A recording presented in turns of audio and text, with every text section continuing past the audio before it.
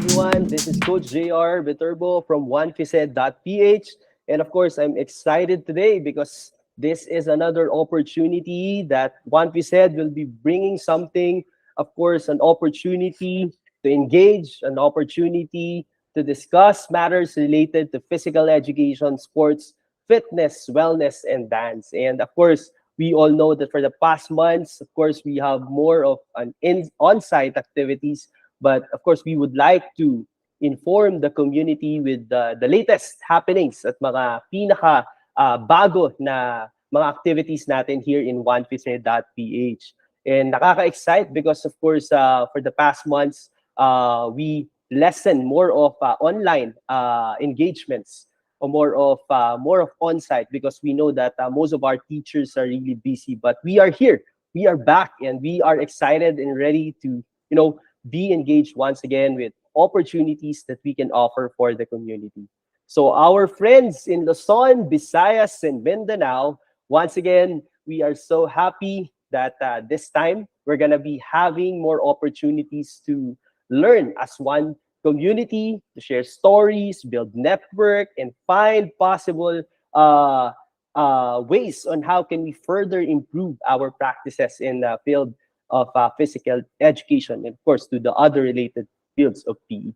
But of course, hindi ko na rin papatagalin, no? And bago ko ipakilala ang ating mga makakasama for this show, for this podcast show na meron tayo here in 1PhysEd.Ph, is that, of course, para sa ating mga bago na nakatutok dyan, 1PhysEd.Ph, focus on empowering PE teachers to change more lives, to change lives of Filipinos through physical activities and other physical education opportunities or learnings that we can offer for the community. This afternoon, I would like to, and I'm proud to introduce, of course, people behind the success of the activities that we're doing here in 1PhysEd.Ph. Makakasama natin for this afternoon. Let's all welcome Coach Josh Villarreal and of course, Coach Paul Labastida. Magandang hapon sa inyo, Coach Josh and Sir Paul.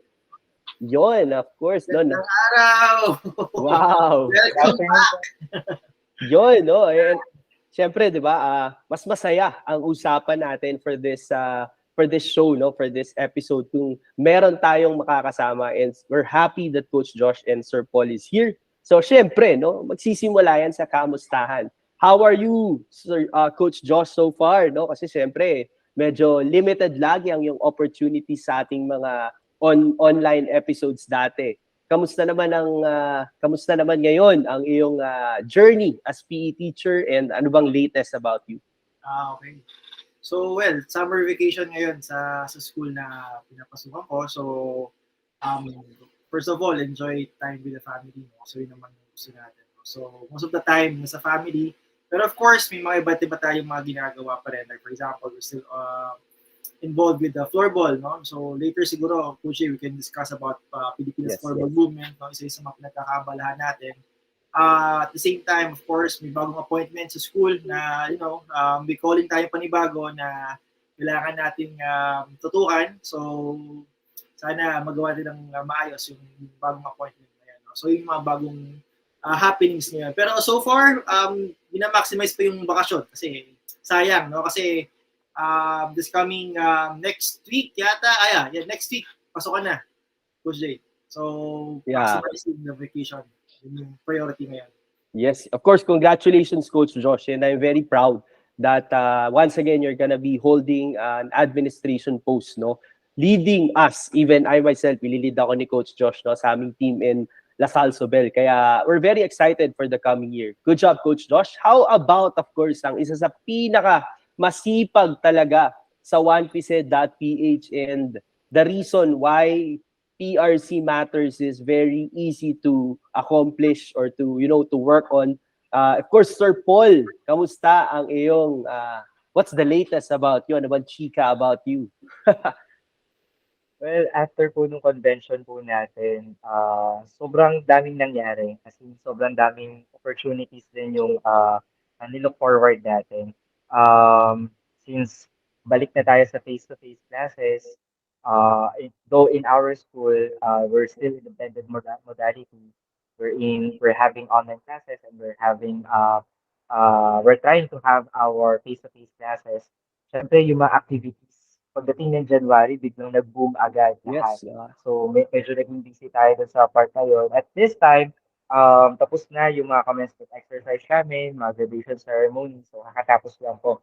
This time, clearance requirements, yung kailangan tapusin. So, clearance muna tayo ngayon.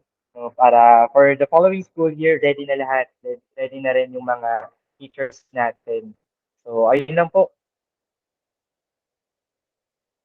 Yeah, and syempre, I'm excited to know what's happening about you, Sir Paul, kasi I really know how challenging the work to work with PRC or Professional Regulatory Commission matters ng 1PhysEd.Ph. And of course, thank you so much because of course our teachers, lalo na yung mga sa mga CPD accredited programs natin ay ginagawan mo ng paraan.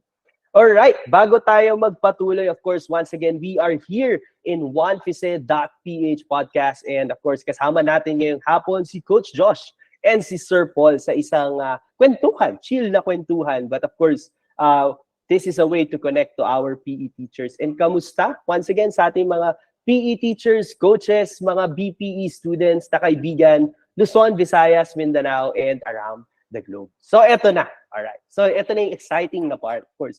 The reason why we have this conversation is to talk, of course, what happened from the previous months, no? And puro mas magandang simulan natin sa ating 2022 convention, no? By God's grace, I'm not sure, but we were able to reach 529 participants in our last convention. And honestly, it's really a challenging, no, convention because we didn't expect that it will, the number of participants will go that far. But of course, we want to provide the opportunity to those who are willed and would like to be empowered. Kaya naman, sobrang saya natin ng convention na yun. So of course, ako as the founder and program director ng 1PhysEd.Ph, masaya ako na yung mga kaibigan natin, di ba? Imagine mo for the past 2020, 2021, and before the convention, we built so many relationships, Luzon, Visayas, Mindanao, and even abroad.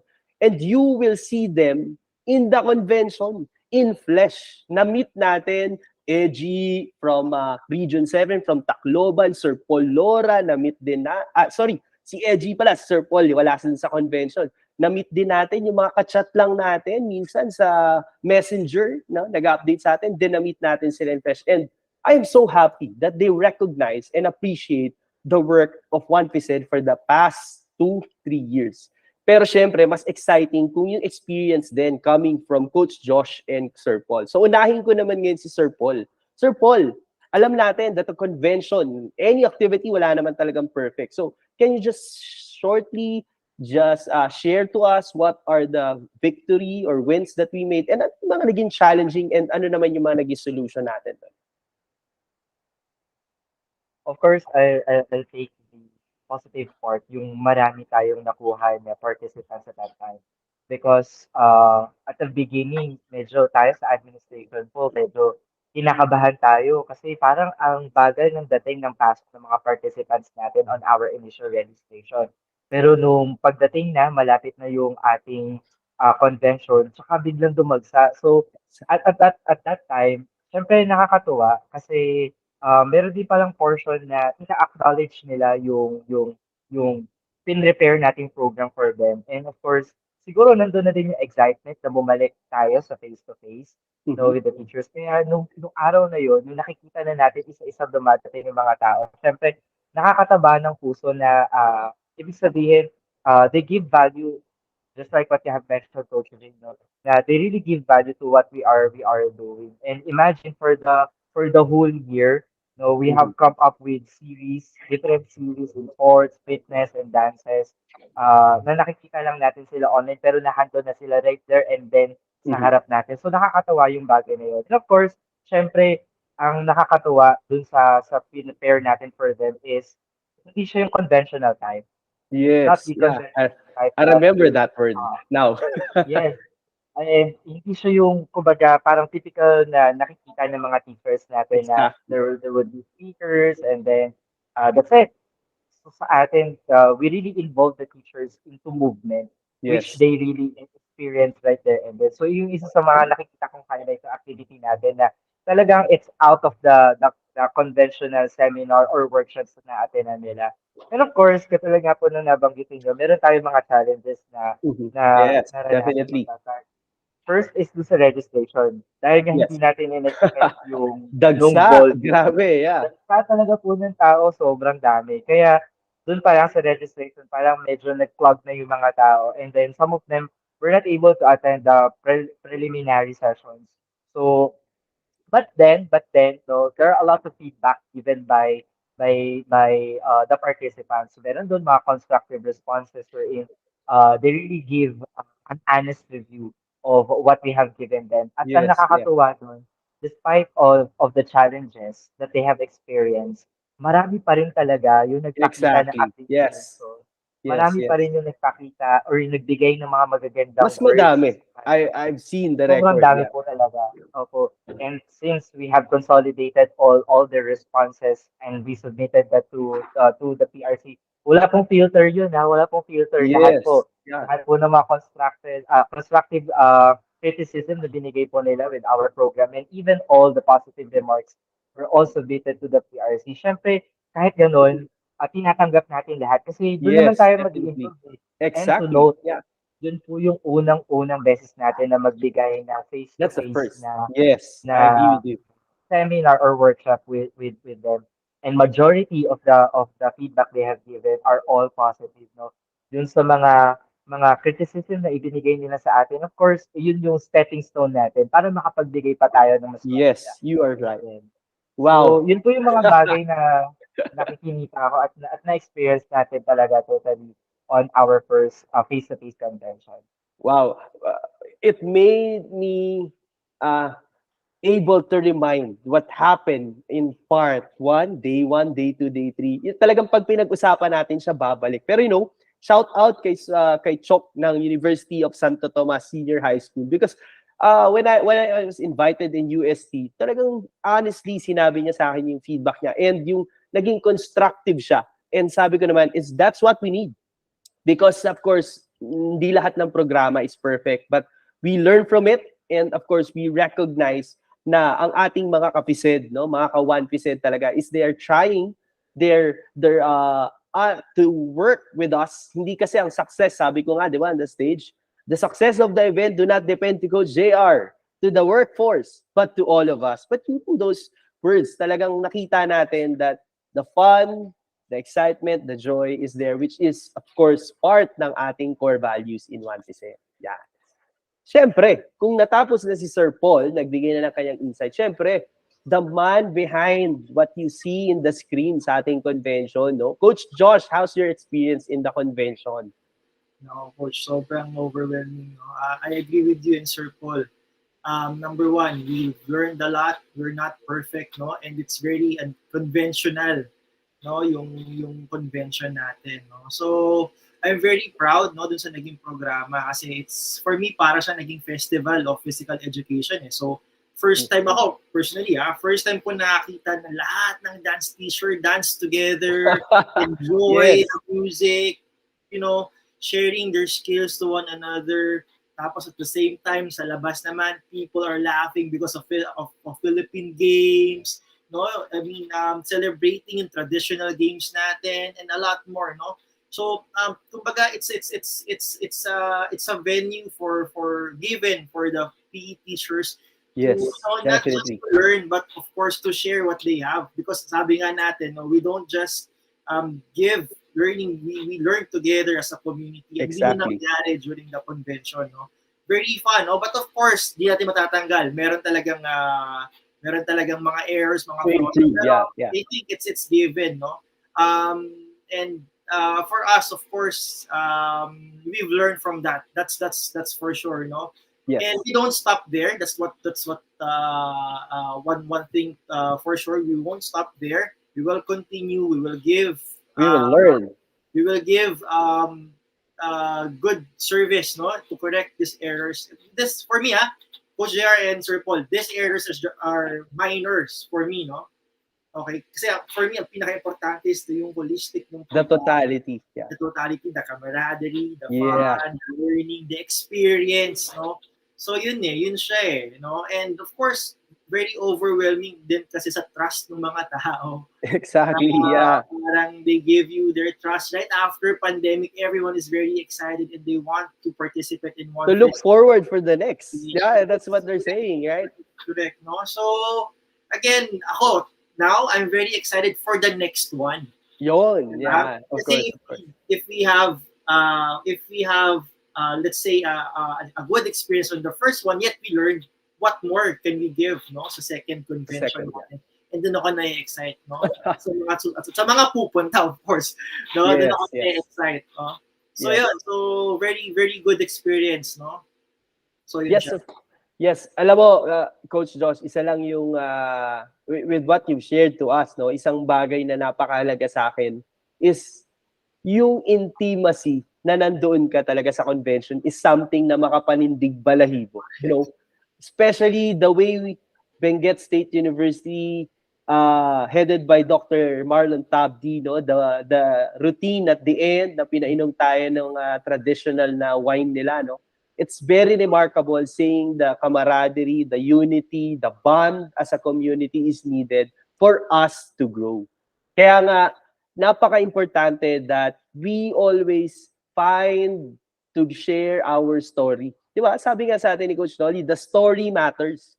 Because through that stories, we build network. And when we build network, as a network, we can find common solutions or strategies, methodology in order for us to grow with our profession. Kaya, honestly, for the 2022 convention, alam ko there's hundreds of hours that we need to, invest in order for us to share everything. But one thing is certain, the convention happened simply because of us believing that our community, the physical education, sports leaders, coaches of the countries are very vital to improve physical activity involvement of our children. Kaya naman, sa parating sa susunod, no, Coach Josh, we're gonna be looking for more opportunities that we can offer to our PE teachers because you are right, it's a festival to share common idea and learn as a community. All right. So again, this is 1PhysEd.Ph podcast, and this is Coach JR together with Coach Joshua and Sir Paul, and hoping that you can share also itong ating session or episode na ito sa ating mga kaibigan, sa ating mga co-faculty, BPE students, so that they will be aware of what's happening and the stories here in 1PhysEd.Ph. Ito lang, no, Coach Josh and Sir Paul, medyo quick lang. Syempre, because everyone's really busy. Sabi nga ni Sir Paul, nag-transition na lang bigla sa face-to-face. Hindi ang hirap na ng schedule. Yung dating mga Zoom natin every weekend, medyo mahirap na sa mga teachers na maka-attend. Therefore, of course, nag-formulate tayo ng mga activities, no, na pwede nating offer. And one of this is a yoga session facilitated by Coach Jeco. Shout out to Coach Jeco, wherever you are. I think may pasok pa ata si Coach Jeco, no?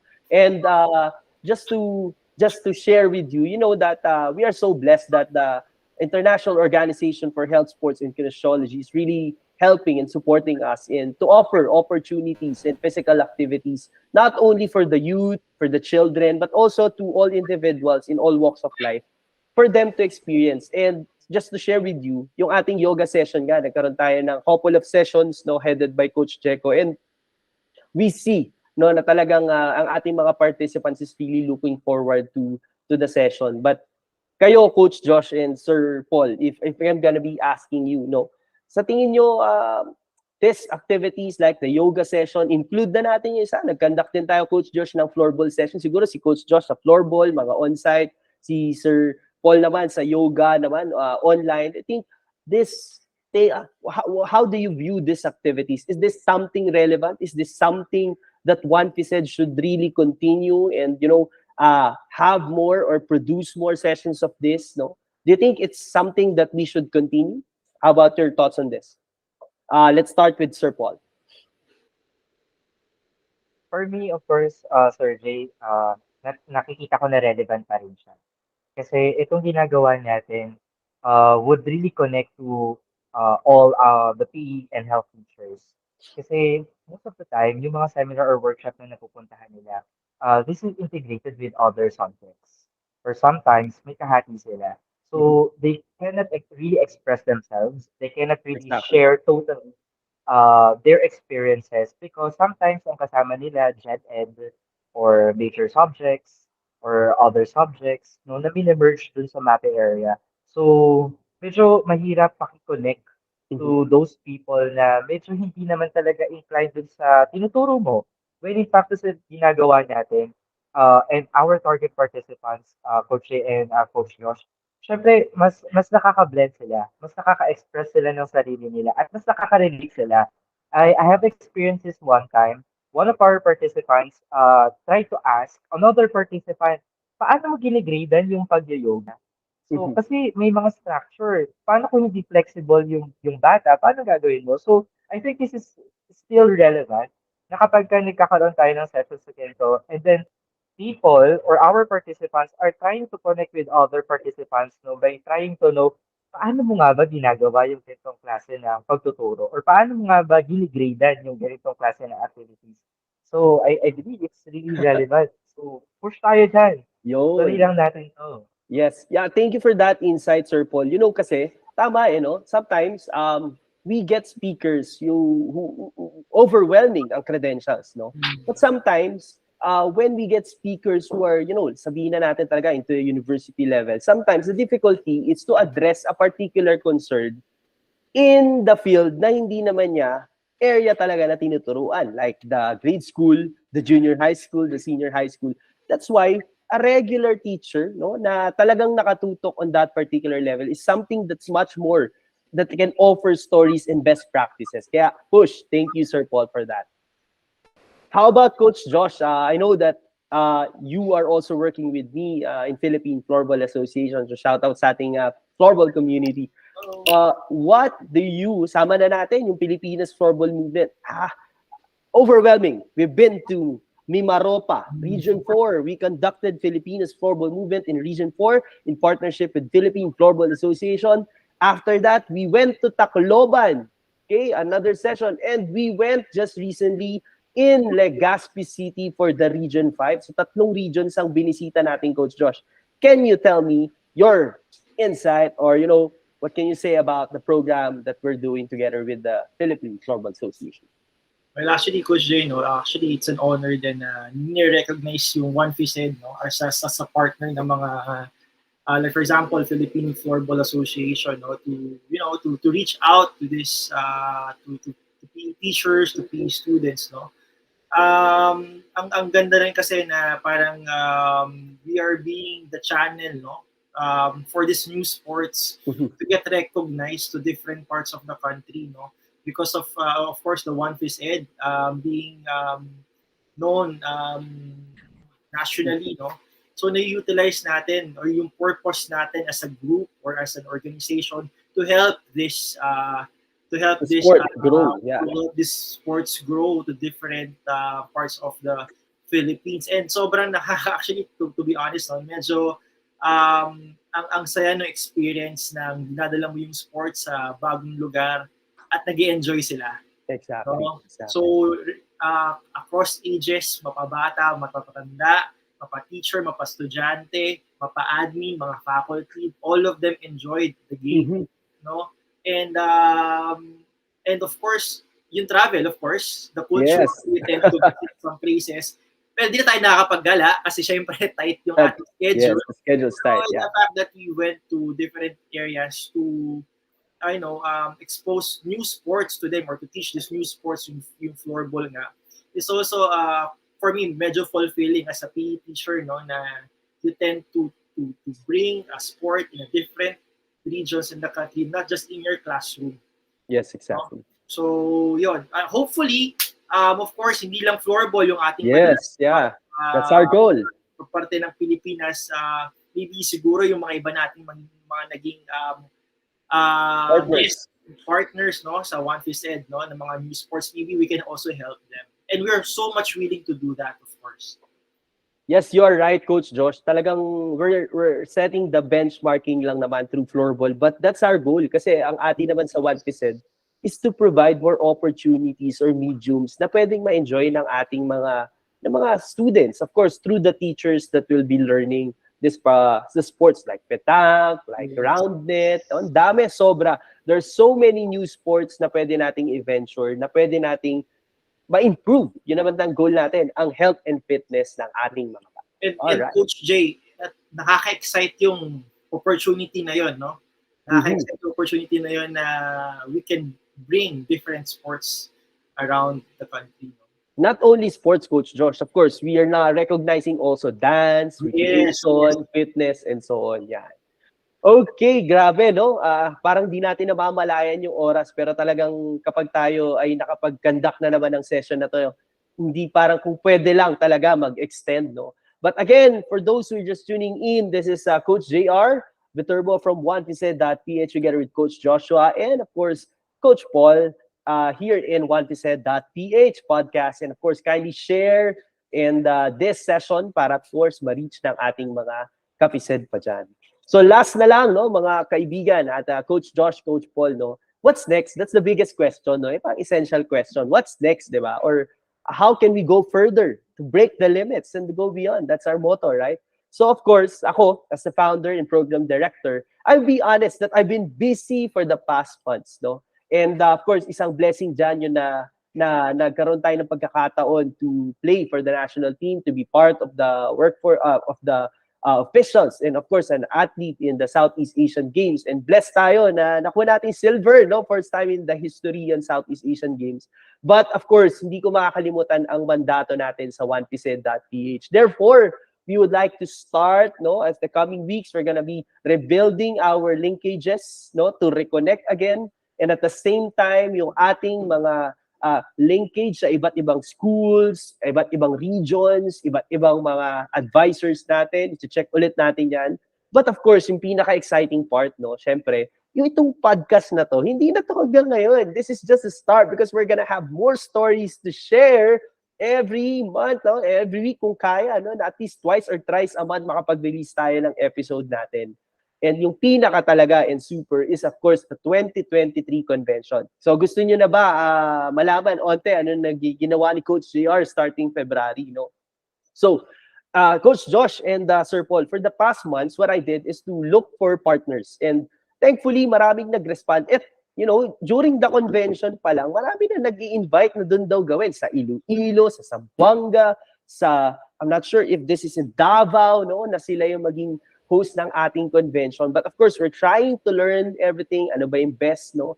But of course, we made to establish connection through in Olongapo, in Subic, no? That's one. Another is in Bicol, no? Through Bicol University. And of course, we made to have initial talks with University of Santo Tomas. And of course, no, we're looking forward sana for this to happen, no? Sana, gawa natin is we can be able to have a partnership with LaSalle Sobel as the host of the 2023 National PE Convention and together with the local government of Muntinlupa City. So I think that's a big event we're going to be preparing. Nothing is final yet, but one thing is certain. We're going to be preparing a lot of activities for you because, of course, we are as a community can grow if we work together. And siguro bago tayo magtapos, no, Coach Paul, no, any last something to share, no, mga few words to share na dapat abangan ng ating mga kaibigan sa 1PhysEd para of course ma-excite lalo sila sa atin. So kindly invite them to always tune in, like our page. Siguro si Sir Coach Josh, no, ano bang dapat nila mga abangan, and si Sir Paul naman is of course to invite them to like our social media channels. Coach Josh? Yun. So, abangan niyo yung aming second convention, like what I said a while ago, no? We did mistake. We know what to do next. We're gonna make it better. I will make your experience more better, wonderful, no? And looking forward to that next conference, no? Again, it's a festival of physical educators in the country. Let's dance again together. Let's play together. We need to stand, tama, no, Coach Josh? We need to be engaged in that Yeah, yun ang 1PhysEd, no? Yes, Less yes, ang sitting, yes. more of moving. Moving. Correct, Yeah, correct. all right. And of course, Sir Paul, of course. And for our fellow PE teachers, yan, at mga ating mga taga-subaybay, kung gusto ninyo ma-motivate sa inyong buhay, yan, kung pwede kayong tumingin-tingin sa ating mga social media platforms natin, there are a lot of motivational quotes na ibinabahagi sa atin. If you wanted to be updated with the latest news about sports, fitness, and dance, we are also sharing all the latest postings about this or news about this. Of course, kung ano man yung mga bagong i-offer namin sa inyo, please stay tuned with also with our social media platform para tuloy-tuloy yung pagkuha natin ng mga information about this. Yan. Wow. Wow, no, napakabilis pala ng oras at we're almost at the end. But hindi ko makakalimutan, no, we'd like to invite everyone, of course, this coming July 23 to 26 in Thailand. Of course, the International Organization for Health, Sports, and Kinesiology will have the conference here in Asia. Of course, hosted by the country Thailand. Therefore, ang ating mga kapised here in the Philippines, I know Dr. Porto will be a speaker there. Dr. Andacao, no, will also be will be speaker in that convention. Therefore, we're excited that there are some stars in PE na Filipino that will be in that conference. And of course, di ko na papatagalin. Maraming salamat sa pag-tune in nyo sa amin ngayong araw, and we look forward to see you again. And again, always remember, here in 1PhysEd, we break the limits and we go beyond. See you in our next episode.